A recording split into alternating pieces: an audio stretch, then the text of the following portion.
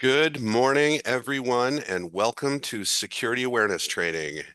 This is the place where we're going to look at all the bait that's hitting you from social media and email and phone calls and everything. We're going to give it just a second here, let people kind of filter in. We had a whole bunch of signups, so don't want anybody to miss anything. First, a little bit about us. Lumifi is a company that provides a combination of managed and professional cybersecurity services.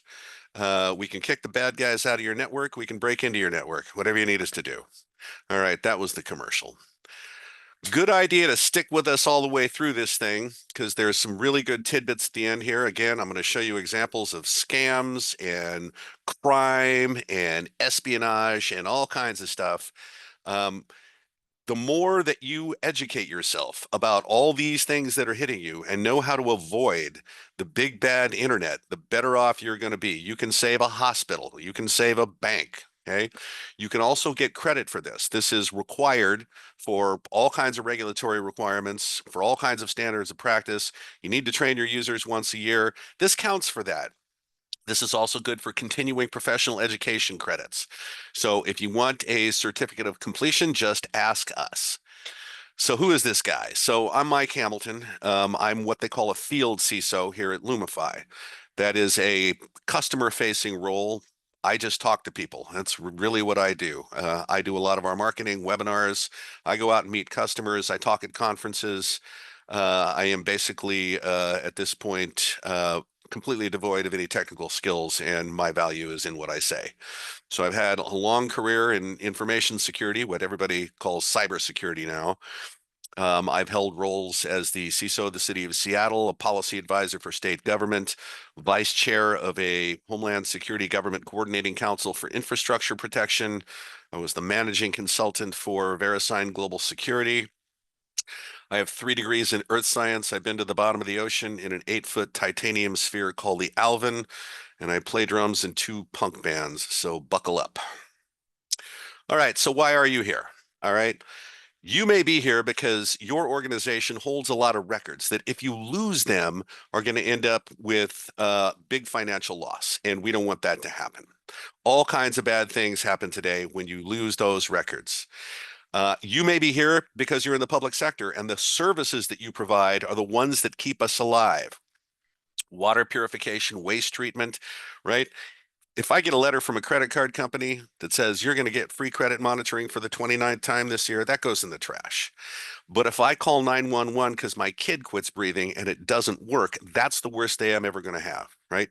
So there's a difference in the kinds of criticality of the services. And if you are here from one of those organizations, especially healthcare right now, thank you for being here.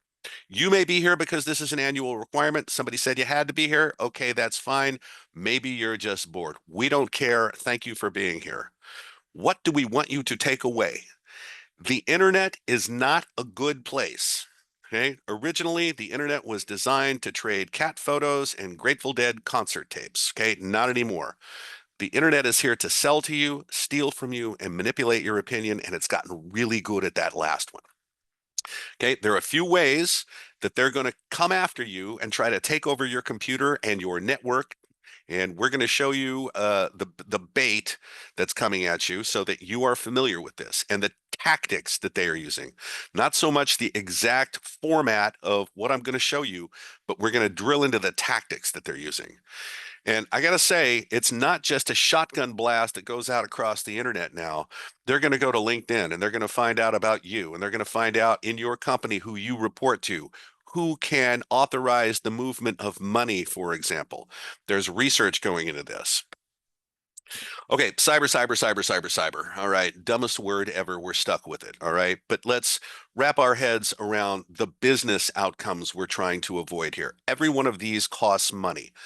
Unauthorized disclosure of protected records. You know, right after that happens today, that's followed by a class action suit. Records disclosure is really expensive. Theft through something called business email compromise that I will discuss and show you examples of. Extortion. Okay. Somebody can lock up your network and say, if you don't pay us, you don't get your network back. Okay. Ransomware. We're going to go through some vocabulary. Your network can be used as a third party, a launching point to attack your business associates. And now we're looking at more and more cases of just disruption for the sake of disruption where you don't get your network back, right? Every one of these has a long tail of bad effects that you're going to have to deal with. Those class action suits are happening more and more frequently. Accusations of executive negligence are happening more frequently. All right. These are the things we're trying to avoid. Not scary Russian cyber buffer overflow SQL injection, right? It's the business outcomes. All right. So let's talk about some vocabulary here because, listening to somebody in my profession may not make a lot of sense to you. Okay, ransomware, you may or may not be familiar with ransomware. Here's what it is. It starts like everything else. A little piece of unwanted software gets on a computer. Okay. This is malware. That's the kind of the term we use to describe all of this little unwanted software. Well, malware can do a lot of stuff. It can surveil your keystrokes. It can look around and find records to steal, or it can provide interactive access to somebody probably on the other side of the world who's going to come and go from your network as they please. They're going to look around, they're going to find those records, they're probably going to steal them. They're going to find your backups, they're going to find your critical servers, and they're going to lay in encryption software. And it comes down to the press of one key, and everything on your network is encrypted and nothing will work. Okay, you've lost everything. And then the extortion demand shows up. We want you to pay us this amount of money. And frankly, today they're doing research. They'll be in your network and they'll find your insurance policy. They'll find out exactly, where it's capped, and they will ask for money just below that. Right. So this is just insidious stuff, and it's been happening a lot to hospitals in the healthcare sector. Also manufacturing, healthcare, manufacturing, local government, those are kind of the top three. Finance, sure, but these are things that are really critical at the scale we live our lives, especially healthcare and local government, right? That's what ransomware is. Don't want that. But really, it's extortion. Think of it as extortion. Business email compromise. Okay. So there's a few forms of this. I might just send your company an invoice and they may just pay it. There is probably a threshold under which they're just not going to question it. They're going to pay it. Okay, well, that was easy. All right, somewhere in the middle, you will get email from the CEO saying, hey, I'm at a conference and I can't talk to you, but I need you to go out and buy me some gift cards real quick. And all I need is the serial numbers. Okay, I'll show you an example of that. On the high end, here's how it works. Someone will infiltrate an email system and they will surveil communications, and they'll find out exactly what kind of financial relationship you have with another organization. And if it's one where that organization pays you, what you'll do is you'll email them from that compromised account and say, hey, we've changed our bank account. Here's the new routing number, the new account number, so that payments are directed to the wrong place. Now, I'll give you an example of this. City of Seattle supports a lot of NGOs, non-governmental organizations. One of those is called Mary's Place. It's a homeless shelter for women and children. Seattle supports Mary's Place. Mary's Place had their email system compromised, right? Somebody didn't use a good password, something like that, and they surveilled those communications, and then they wrote to the City of Seattle, the person that receives these messages, and says, we changed our bank account. So the payments were redirected to the other place, and they didn't find out until $800,000 later. Okay, that's business email compromise, and this is a huge amount of dollar loss in the United States every year, billions and billions of dollars. And in fact, there's more money lost to business email compromise than to ransomware. Cryptocurrency mining. Okay, remember I said that there were these 5 business outcomes, and one of those is theft. This is actually theft of resources. So a little piece of unwanted software gets on a computer, and what this one does is it goes to work trying to solve a cryptographic algorithm. And when it does, it mints a coin. Okay, well, you get this on your computer. How do you know it? Well, it slows down. The fan won't turn off. And when I say computer, it's not just, a computer like a desktop or a laptop computer. We have found in our SOC operation has found ransomware mining sorry, cryptocurrency mining going on in a VoIP phone system. So it's anything with a CPU. Okay. Now, this kind of comes and goes as the price of power and the cryptocurrency fluctuate, right? If power is cheap, you can just go rack up computers out in Wenatchee, Washington, where all the power comes from falling water and do it that way. If power is expensive and the value of the cryptocurrency is high, it makes sense from the criminal's point of view to use compromised computers all over the world to do that mining. Okay. So again, this is theft of resource, your CPU, your power, etc. And it's very disruptive to an organization when a lot of this is going on. Okay. They don't like the term pig butchering anymore. I'm probably going to change it to something along, romance scam that ends up in fake investments or something like that. But pig butchering is actually a Chinese term that is translated to English, reasonably. Here's what it is. Somebody will approach you out of the blue. It will be some attractive person trying to get you to engage in some kind of discussion, right? And then right away, they're going to want to get closer to you. And you can see here, this is actually came in my LinkedIn, right? Well, Beatrice here really wanted to have a phone call. What happens is after a while, they introduce an investment opportunity. It's probably some kind of cryptocurrency. And if they get you to invest a little bit of money, they will give you this fake portal that shows you are making money on that. And they will encourage you to put in more money. And eventually, they're just going to disappear with your money. That's how that works. That's called pig butchery. And there's a lot of this going on right now. Okay, that was a little bit of vocabulary. Now we're going to talk about the three prevalent ways that they get into your network, your computer, your operation, right? Number one, credential abuse. Okay. So here are the top 10 passwords that people pick. All right. For real. These are the top 10 passwords globally that people pick. Or maybe it's just in the United States because these are in English. If any of you use any of these passwords anywhere, you're just shooting yourself in the foot. I mean, I don't know what to tell you. Okay. There's low end methods what we can use, and we can just use a dictionary of passwords like this, the most prevalent passwords, and we'll probably get a hit. Okay. If there's 100 people at your organization and I have a list that like this, that's 100 passwords long, the top 100 passwords, I'm probably going to get a hit. All right. You may have not changed default passwords on some things, right? Some things that face the internet. And this happens all the time. In fact, recently, we had an incident where Iranian actors were getting into water utilities, right? Programmable logic controllers. And the reason that they were getting in there to disrupt water operations was because those PLCs, programmable logic controllers, were made in Israel. And so the Iranians took issue with this. All right. Well, this was not sophisticated. What they did was they went on the internet and looked up the default passwords for these PLCs because they run little web servers on them so that you can manage them. They were exposed to the internet, so they just walked right in. Okay. That is a self-inflicted wound. You didn't change a default password, especially something as important as that. Phishing, vishing, to get your password, we'll come back to this. I think a lot of people know what phishing is now. Password guessing, right? Using these, or a dictionary attack, a larger list, or worse, we can take for example, the billion passwords that were stolen from Yahoo when they were going through an acquisition, which did not help their valuation. And we can use all of those passwords. And if you are on that Yahoo list and you used a password there and you're using it somewhere else, they're going to find that. Okay.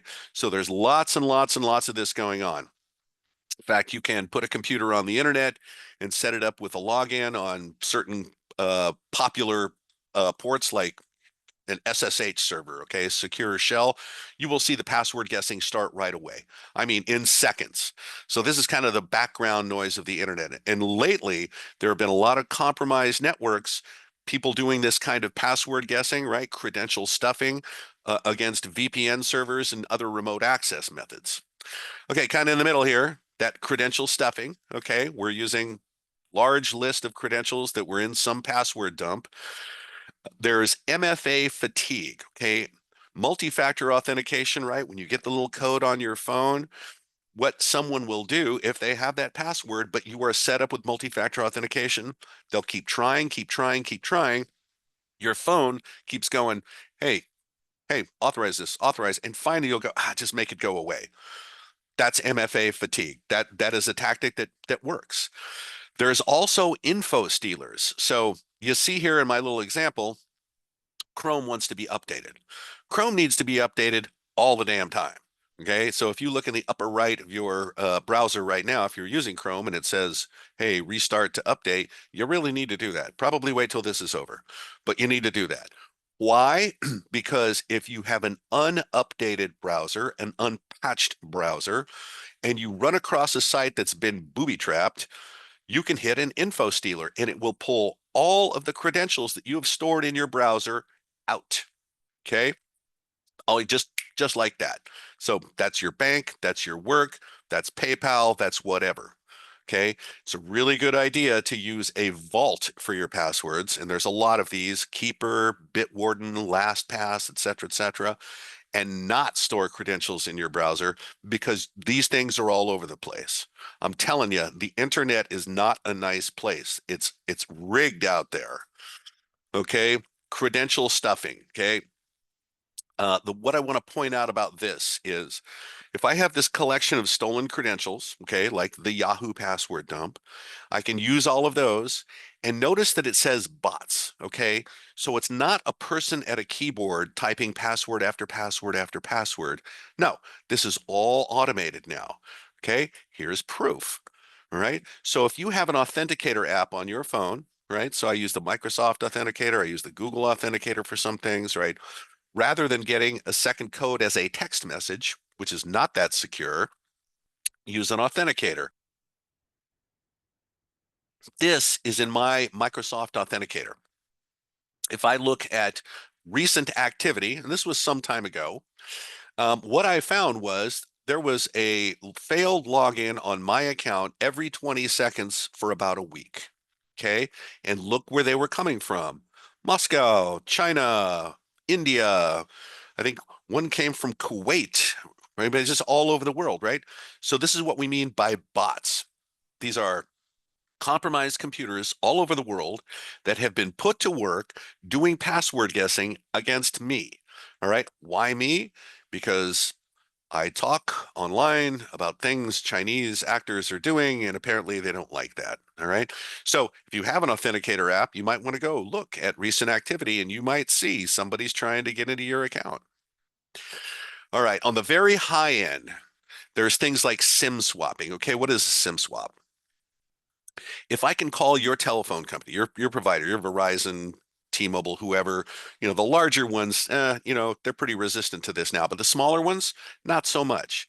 And if I get enough information online, and it's all over the place, that I can impersonate you, and I can go to your phone company and say, look, I was taking a ferry across Puget Sound, and the mount was out. I was taking a picture of Mount Rainier, and an orca jumped up and ate my phone. So now this is my new phone, and I would like you to connect my phone number to this new phone. That's a SIM swap. I am now holding your phone. Everything your phone can do, this phone can do. And so I can go to your Gmail account. I say, forgot password. Okay, what's the code that came on your phone? See how that works? That's a SIM swap. So what's the message there? If your phone stops working for an unknown reason, call your telecom provider and say the following: have there been any recent changes made to my account? If the answer is yes, cut it off, right? This is used a lot for access to cryptocurrency wallets, and there have been millions and millions of dollars stolen this way. Active session token stripping and reuse. Um, I'll get to that in a second. Lately, there are also threats of violence. Before, way back in the 20th century, all the computer bad guys were on the other side of the world. Not so much anymore. Now we have a domestic problem. In fact, we found out that the gangs that hit MGM and Caesars, the casinos, there's a gang called Scattered Spider, and that's teens and 20 somethings in the US and UK. Um, Russian criminal gangs have made it really easy to get into this kind of criminality. They have a an affiliate model, ransomware as a service, things like that. And so here we go. Now we have our own Gen Z kind of involved in crime. Well, because they have proximity, they can do things like throw USB sticks in bathrooms and parking lots and just wait till someone picks one up and jacks it into a computer. There's also been threats of violence, right? We'll kill your family if you don't give us that password. This is actually happening. All right. So this MFA fatigue, right? You may have seen this before. Don't give in, right? Report it if you're getting challenge after challenge after challenge, right? For that second factor, something's up. Now, let me talk about how this session token stripping works. So you get a piece of email and it says, "Hi, I'm from Microsoft." And there's a link there that says, "I'm going to Microsoft." And it says, you're out of disk space. Your mailbox is full. Okay. Things that Microsoft will not tell you. Okay. But here they're telling you this. And so you go, "Oh, I better check this out." And so you hit the link and then you are prompted for a second factor and you give the second factor and you're logged into Microsoft and you can look at the Microsoft dashboard there. Okay, well, here's what happened in the background.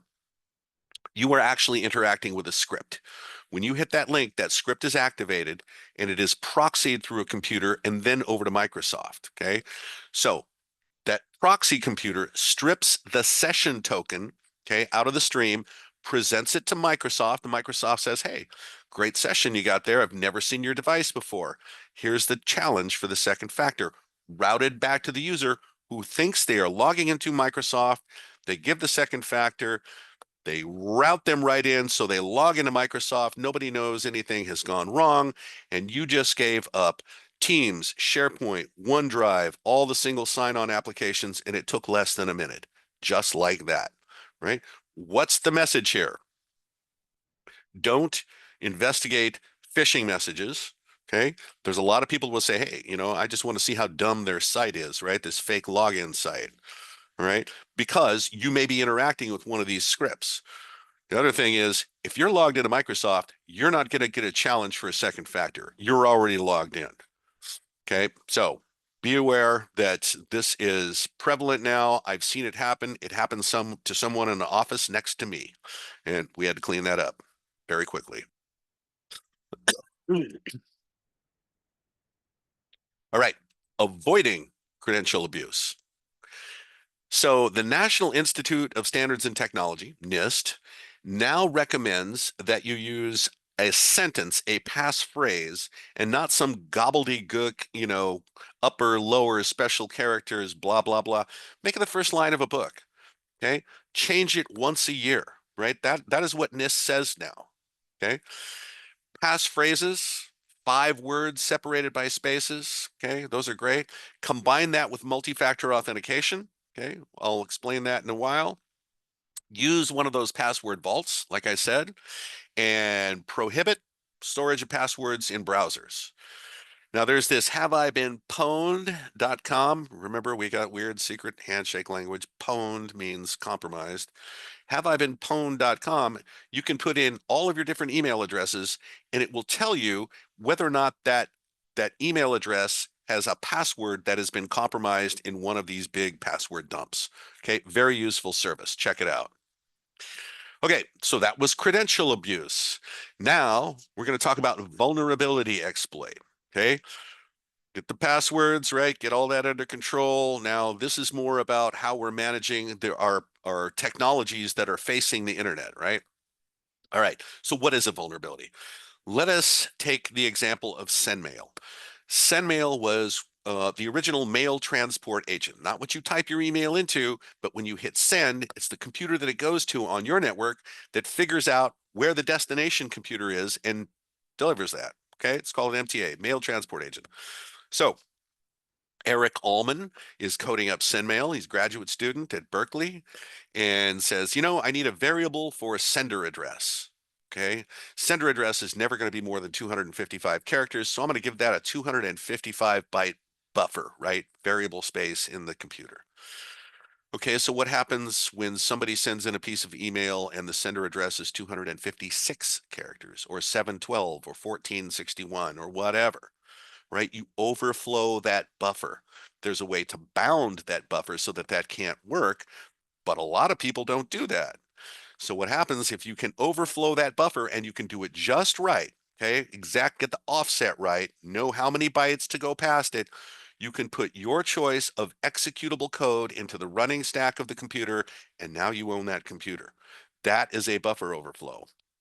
This is the original paper on how buffer overflow works, smashing the stack for fun and profit. It's an old paper. It is really worth a read. It explains what I just said in a lot more detail. All right. What else is a vulnerability? Okay. Remember those PLCs in the water utilities where they didn't change default passwords? That was a vulnerability. All right. So a configuration problem is a vulnerability. It can also be, related to your users don't know how to avoid the bait. That makes you vulnerable. So vulnerability exploit is happening all the time. Now, the technical ones, bad guys and nation states have gotten really, really good at exploiting these very quickly. Let me tell you how. So when a patch is released for a product that faces the internet, a sonic wall firewall, okay, for example, or some type of remote access server, okay, there is a vulnerability. Uh-oh, we found this. Somebody can pop this open. Here's your patch. Well, the bad guys get the patch too. And immediately they go to work reverse engineering the patch to find out what it fixes so that they can build the exploit to go break that thing. The scanning over the internet starts immediately. There was a large attack by Chinese actors against on-premise exchange servers, and they said that the scanning for those exchange servers started 5 minutes after the announcement of the patch. All right. The scanner will then find all of those vulnerable devices, and they've automated the exploit. Okay. When they find you, they pop you just like that. So now it's a race. When they automate all of these things, it's you're going to have to be faster than they are. Okay. So the automated exploit like this is happening so quickly, you almost can't keep up with it. So when a patch is released and it's on a piece of technology that faces the internet, drop what you were doing. Treat that as an incident. Okay. The way to avoid vulnerability exploit is you've got to be really, really on top of the patch announcements. There's a way to score your vulnerabilities so that you know which ones you really need to drop what you're doing and go fix. Okay. And if you want a policy on how to score vulnerabilities so that you can really prioritize that and get in front of that problem, just ask me for it. I'll send it to you. There's something called the Known Exploited Vulnerabilities Catalog that's put out by CISA. There are lots and lots and lots and lots of these vulnerabilities because we are surrounded by software. It controls everything we do, but not all of them are exploited. And the ones that are, you need to use that to up the score. Okay. So if it's a critical asset and the patch comes out, treat that as an incident. Drop what you were doing, get that patch on there. Now, for home users, okay, your your Microsoft stuff kind of patches itself, right? But you have to reboot to activate patches. Apple get nasty with you. They'll say, "Hey, I've been telling you it's time for an update, so go ahead and go to sleep, and when you wake up, you're going to have a new phone," right? It reboots itself. Linux, Android, which are essentially the same operating system, you should probably review the admin settings to make sure that that is set up to automated patch. And again, when you get the patch, you got to reboot. If you look down in the bottom right of your tray and there's a little orange dot right now, that means you haven't rebooted your computer since last patches. And since those happened at the beginning of the month, you're way behind. All right. So reboot to activate patches. Make sure that you are treating them with the urgency they deserve. Okay, that was vulnerability exploits. Social engineering. All right. Now we're getting into the one where we're going to have to spend some time on. So there are things about us, all right, that help the bad guys. These different cognitive biases, the halo effect. Oh, this is from Starbucks. I can trust them. Okay. Discounting special offers, things like that. Ooh, it gives you this kind of urgency, right? I have to get in on this. curiosity effect. I remember uh, at the city of Seattle, there was an email that came in, Saddam Hussein found alive. Everybody had to click on that. Authority bias. You get something from the CEO. Oh, I better get that done. Right? Confirmation bias. We did a phishing test with our folks, and we said, and the phishing email was, your voter registration was found in Arizona. If this is wrong, click here. We got them all. Yeah, we got them. So over 90%, and I don't know that this number is still as solid as it was because vulnerability exploit has gotten so good, and they can compromise a computer that faces the internet so quickly. But still, everybody is trying to get your attention with a phishing email, with voice messages, with text messages, through social media, everything. All right, so phishing. There's a brand new phishing kit out there. It's called Darkula, and which might just be a misspelling of Dracula. I don't know, but it's called Darkula. And this makes it so easy for anybody to get into this kind of crime. All you have to do is log into their portal, give it the URL of the company that you want to impersonate. It sets up the site, the fake lookalike site, and it generates the email for you to send out to people to collect their passwords, right? And so this is for, you know, you're going to be presented with a login page. So SharePoint, Microsoft, Dropbox, you see these all the time. Popular brands are impersonated like this.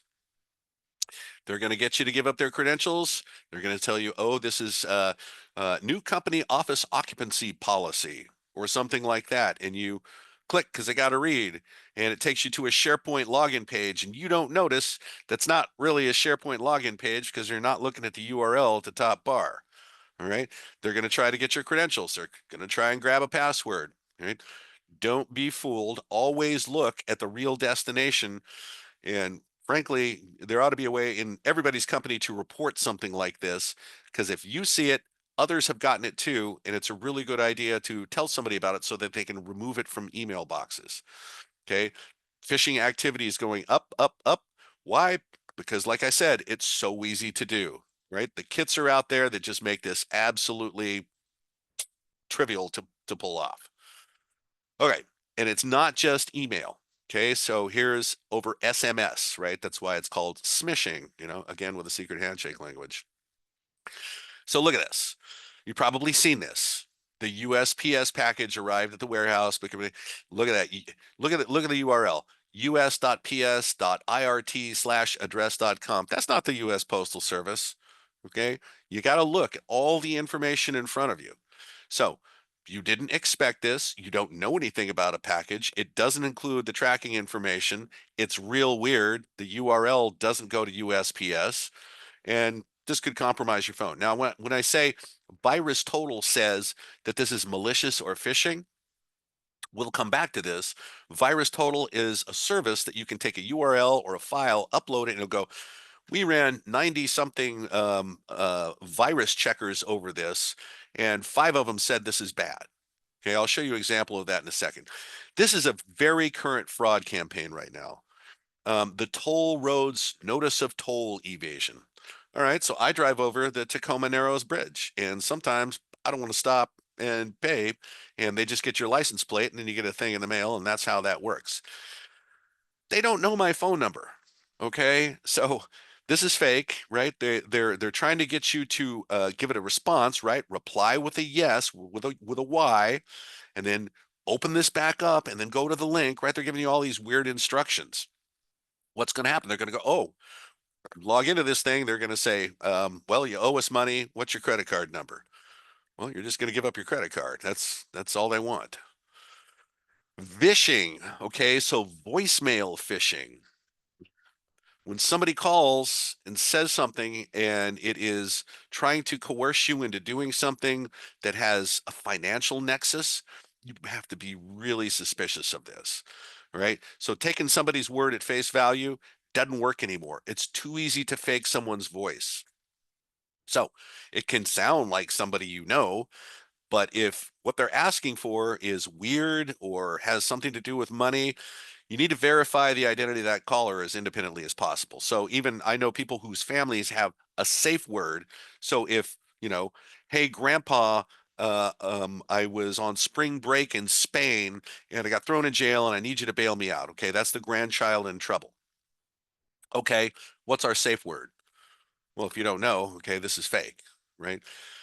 Uh, Somebody could give you a URL to type in over the phone, right? So Lumify, we kick bad guys out of networks and we break into networks. And we know that if we're having any problems breaking into a network, we can call the help desk and say, I'm a user. You can impersonate a user easy enough and say, look, to recreate my problem, just type in this URL. You'll see exactly what I mean. And then boom, we got them. All right. Watch out for deep fakes, voices that you can't trust. Look at that headline. Mom, these bad men have me. All right. They cloned her daughter's voice. This is a recent headline in a fake kidnapping. Right. So they wanted to extort. All right. Well, deep fakes are now getting into our elections. And so here's a deep fake Putin. It was actually pretty well done. We've seen these come up in political ads.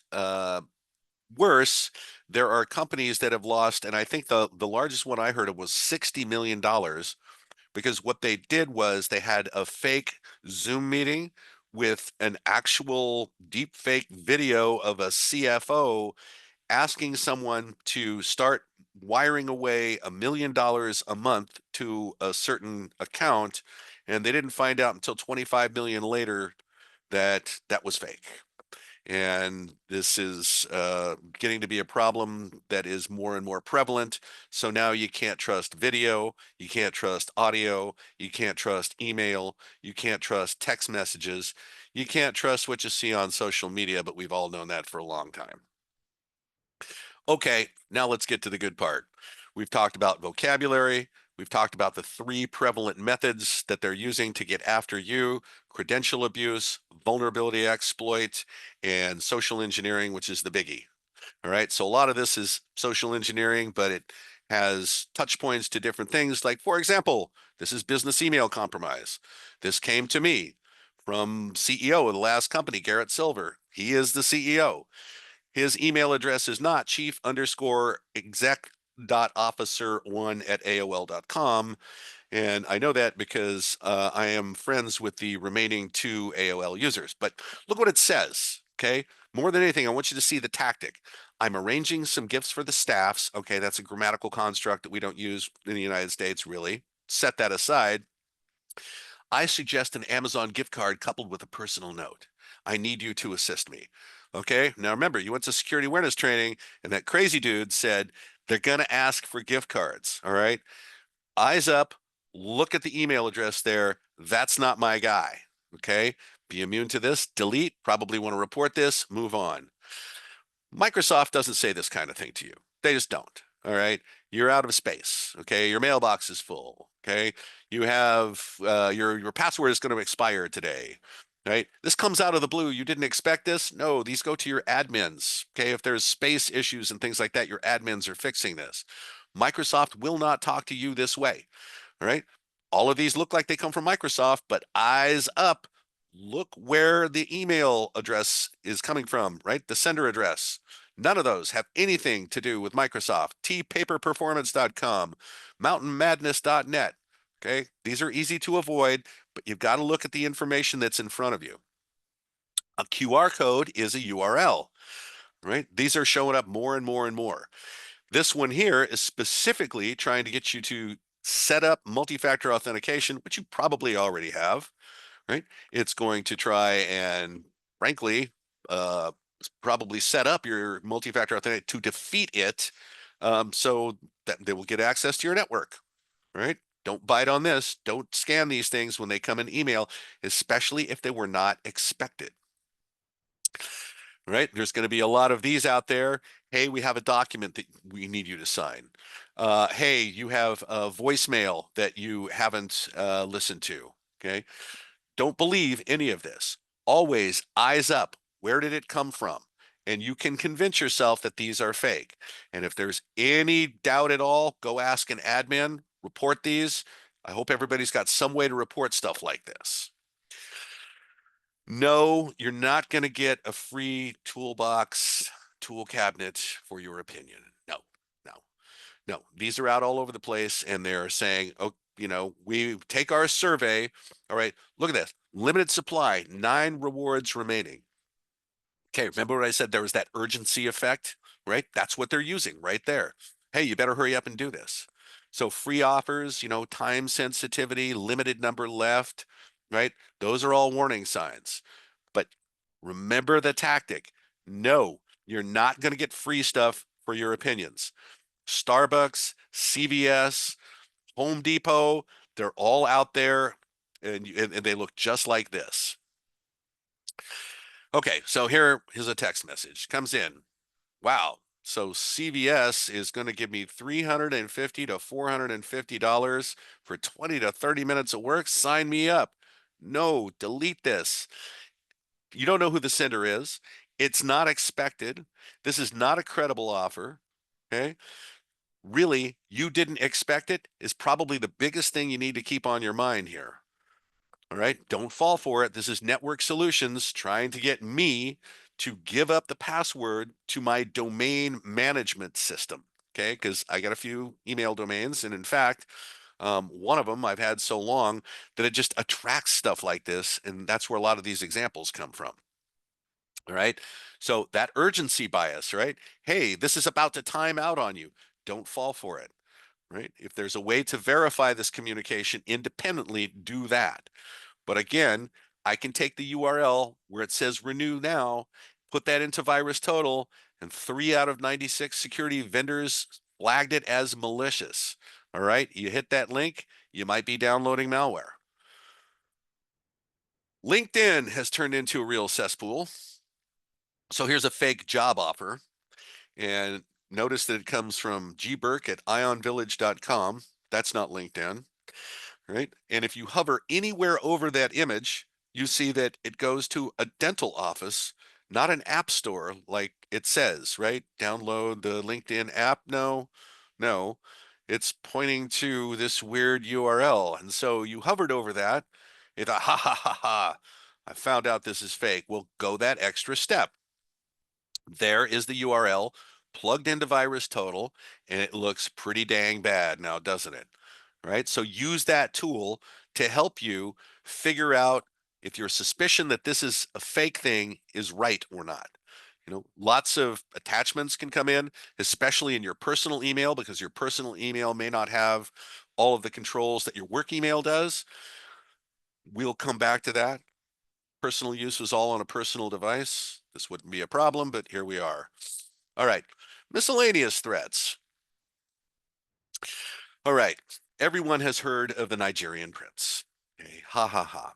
It's actually called an advanced fee scam. It's actually called Nigerian 419 scam because 419 is the penal code designator in country of Nigeria for fraud, and that's what this is. They all work kind of the same way, although the bait may look a little different. Okay, they're offering you something of value. Okay, they want you to engage with them, and then they're going to start asking you for money. Okay, so here's one. Hey, we got this, ATM card package. Well, how do they know it's an ATM card in that package? And it's apparently got a lot of money on it. And your details was received. Okay, the grammar's kind of wrong. And they want all of this information, copy of your ID. Are you kidding me? And sometimes they add these little kind of extras to make it a little more believable. So here's the official ID of Betty Martinez. No, no, this is all fake. Don't fall for this. And really, our parents, our grandparents, who are all a lot more trusting of things like communications they receive, they may get fooled by something like this, right? Because that extra little, hey, but they sent their badge, right? Now, these take a lot of forms. So I'm a soldier in Syria, and I've got this barrel of gold, and I need you to help me get this back to the United States. I am working to move a shipment of gold from Thailand to China, and I need your logistical expertise. Um, I am a widow. And I'm dying and I'm trying to give away my fortune, and I need someone to help me do that, right? All of these, they're offering something of value, but immediately okay, I need to pay a bribe, or you need to pay the shipping fee for the card, or I have to travel to the other side of the country, right? And they just keep doing it. People get into this and wrapped up in these things for years. I know people that have been wrapped up in these things for years and they can't be talked out of it. Why? Because you have to admit that you were a dumbass the whole time and you were giving away money to a criminal, right? So, if you know anyone that's involved in this kind of thing, help them if you can. Social media comment scams. All right. So I am not a musician. I am a drummer. I hang around with musicians. But if you are a musician, you probably know this guy, Rick Beato. He has these great videos he does on YouTube. What makes this song great? 10 greatest guitar riffs, drum fills, whatever. Okay. So he'll put out a video. Some viewer will comment on the video. And then bad guy who has a kind of like Rick Beato, okay, address will say, hey, I've picked you out of the blue to be a winner and go to this other communication channel and we'll talk about it. And it'll say, okay, you are getting a brand new autographed Telecaster guitar. All you got to do is pay for the shipping, right? So you're going to send them money. Okay, that it's an advance fee scam, or they may just want your credit card, or they may try to get credentials in some way. Regardless, don't fall for this kind of thing, right? Now, remember the tactic. It's in a comment, and they're asking you to go change to another communication channel so that they can discuss, you are the winner that I have picked out of the blue. Computer support scam. All right. Everybody has probably seen this, right? Hey, your computer is full of viruses. Well, first of all, how does this thing pop up out of nowhere, right? You go to some website and all of a sudden this thing comes up. Well, it can be injected into ad networks. That's one way. But there is a problem with some websites that if so when you interact with a web application, you do it through form fields, right? You type something into a form field, you go enter, and if it is a mature application, it takes what you put in that form field and it says, wait a minute, does this look all right? Format's good. Does it look like any kind of attack? Okay, database, give them what they asked for. Okay. If it is not a mature, well-formed application, you can put direct structured query language. That's the language you use to talk to a database right into that form field and pass it off to the database with no check. And you can make the database barf up its contents or worse, inject something into it. This could be the result of a site that was injected like that. Okay. So what's going to happen if you call the number and that's what they want you to do, you're going to talk to support and they're going to say, all right, we want you to connect to this website and then we're going to connect to it and we're going to take over your computer and we're going to run some tools and we'll just see how bad this is. They'll run a bunch of fake tools. Oh, you have all these viruses. And then they'll say, oh, your support contract has lapsed. Would you like to buy a new one? And they're going to want your credit card, right? Here's what you do. This thing pops up. Don't freak out. Close the tab on your browser. Okay. If you have to, use the old Control Alt Delete, right? Go to the task manager, shut down your browser all the way. Sometimes they pop up out of the tray instead of in a web page. All you have to do is clear your browser cache. You can make this stuff go away. If you don't call the number, there's no harm, no foul. Nothing has gone wrong with your computer. It is not full of viruses. It's a scam. Okay. So either close the tab, clear your cache. It's all you got to do. Just make it go away. Secret shopper. Oh, yeah. So, I mean, there's lots of legit secret shopper, things. Um, this was not one of them. So here's how this works.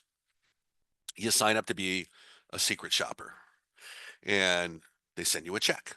Here's the check. Okay. It's going to be for somewhere around $2,000. Why? Because they think there's probably $2,000 in somebody's checking account. Okay. And here's what they'll say. Okay, take the check, deposit it. Your bank will credit you the money. You'll see. And then we want you to go to this gym and get a workout.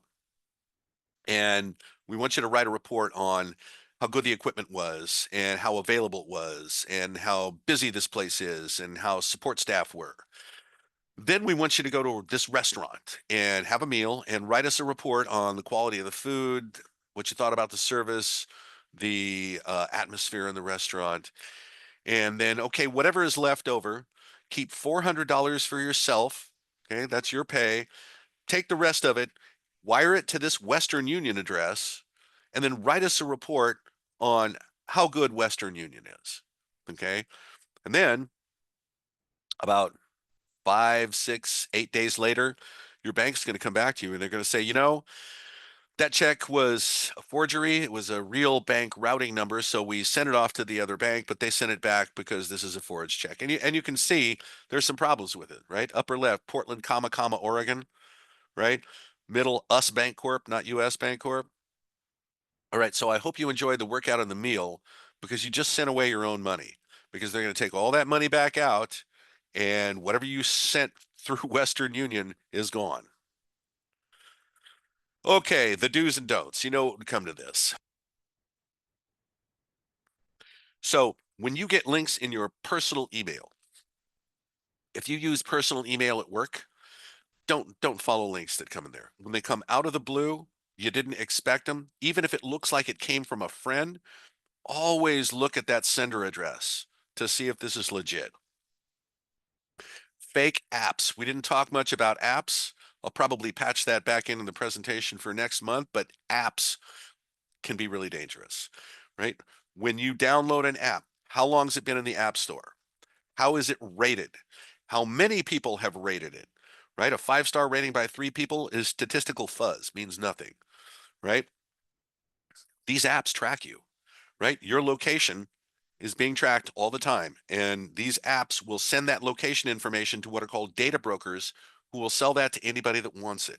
Law enforcement uses this technique to circumvent the warrant process all the time, right? The bait. Okay, remember the examples that we saw here, right? Microsoft won't tell you those things. That offer is too good to be true. They're not going to give you something free for your opinion. Okay, remember these tactics. The gift cards, right? The CEO.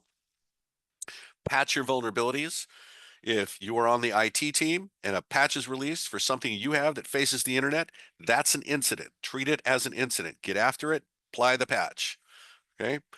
Where your home stuff, remember, you need to reboot to activate the patches. Now, this next one, personal use is best conducted on a personal device. So, if Facebook lives here, Gmail lives here, and not on your work computer, you just drove 40% of the problem off a cliff. And I say that because when I was at the city of Seattle, we took a lot of measurements and we could prove 40% of the compromises on the network were due to the use of personal email. So here's Outlook, and it's all cleaned up, and there's no bad links and no bad attachments. And right next to it is a browser open to Bubba's email service with no controls whatsoever.